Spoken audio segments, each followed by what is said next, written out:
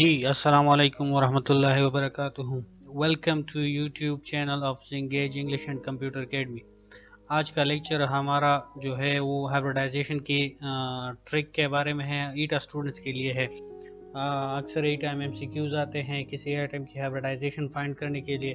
तो चलो ट्रिक की तरफ जाते हैं।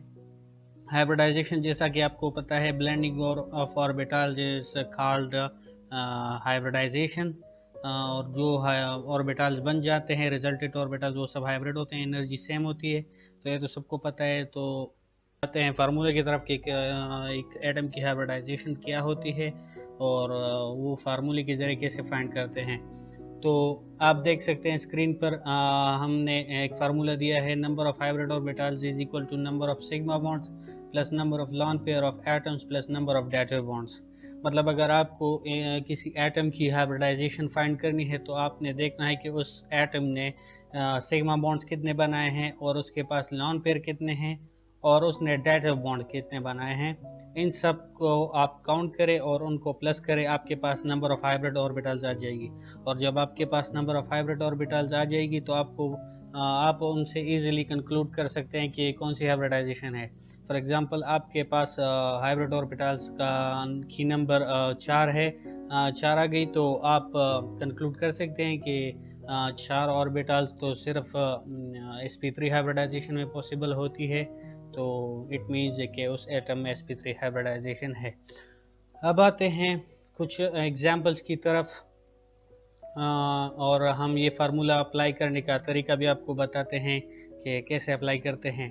तो सबसे पहले मेथड है how to apply this formula. First you must see if there is any lone pair of electrons with that atom. जैसा कि मैंने पहले बताया कि लॉन पेयर को देखना है कि कितने लॉन पेयर है उसके पास। नेक्स्ट स्टेप में आपने देखा है कि डेटिव बॉन्ड कितने बनाए हैं। और आखिरी स्टेप में आपने देखना है कि उसने सिग्मा बॉन्ड्स कितने बनाए हैं। और फिर ये जो आपने काउंट किए हैं सिग्मा बॉन्ड्स, लॉन पेयर्स और डेटिव बॉन्ड्स, इन सब की नंबर्स को प्लस करें तो आपके पास नंबर ऑफ हाइब्रिड ऑर्बिटल्स आ जाएगी। और जब आप नंबर ऑफ हाइब्रिड ऑर्बिटल्स आ गई तो आप उनसे कंक्लूड कर सकते हैं। तो चलते हैं एग्जाम्पल की तरफ।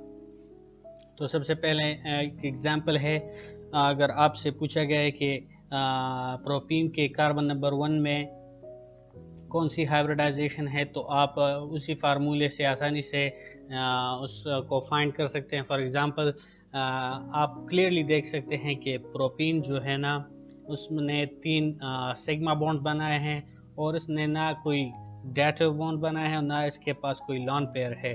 तो आपने ये ज़रूर याद रखना है कि पाई बॉन्ड जितने भी हो आपने उनको इग्नोर करना है। अक्सर स्टूडेंट्स सिग्मा बॉन्ड को पाई बॉन्ड्स को भी सिग्मा बॉन्ड में काउंट कर देते हैं, तो आपने से पाई बॉन्ड्स को काउंट नहीं करना। इसके लिए आसानी ये है कि अगर कोई एटम 3 बॉन्ड बना रहा है एक एटम के साथ, या 2 बॉन्ड्स पर डबल बॉन्ड बना रहा है, तो आप उस बॉन्ड को सिंगल कंसिडर करें ताकि आपको कोई कंफ्यूजन ना हो। इस तरह फिर वो एक ही काउंट होता है। तो यहाँ पर इसने 3 सिग्मा बॉन्ड्स बनाए हैं, नो लॉन पेयर और नो डेटिव बॉन्ड। तो इसका जो सम है वो 3 आता है।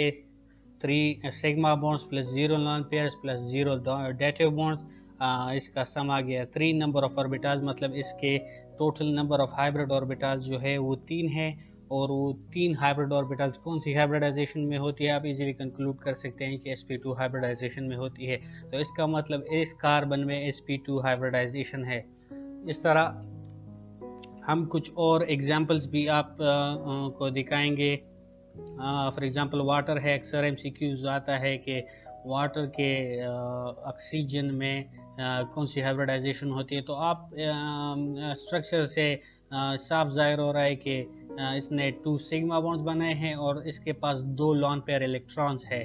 तो 2 sigma bonds plus 0 dative bonds plus 2 lawn pair of electrons, इनका सम निकालो तो 4 आता है। और 4 आपको पता है 4 हाइब्रिड ऑर्बिटल्स कौन सी हाइब्रिडाइजेशन में होती है, sp3 हाइब्रिडाइजेशन में। तो इसका मतलब ऑक्सीजन में sp3 हाइब्रिडाइजेशन है। आते हैं नेक्स्ट एग्जांपल की तरफ, अमोनिया।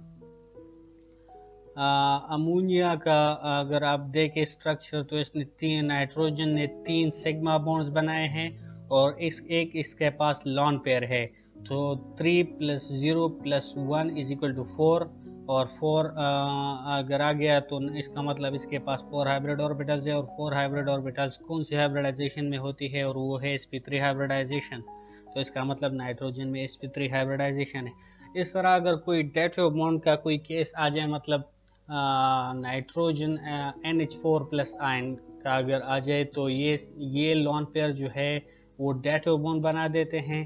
तो डेटो बॉन्ड में भी अगर ये डेटो बॉन्ड भी आ जाए तो भी उनका सम 4 ही आएगा, इसका मतलब उसकी हाइब्रिडाइजेशन पे कोई फ़र्क नहीं पड़ेगा। इस तरह भी कोई MCQs आ सकता है कि अगर अमोनिया किसी हाइड्रोजन के साथ किसी चौथे हाइड्रोजन के साथ एक डेटो बॉन्ड बनाए तो उसकी चेंज इन हाइब्रिडाइजेशन क्या होगी, sp2 to sp3, इस तरह आपके ऑप्शंस दिए गए हैं।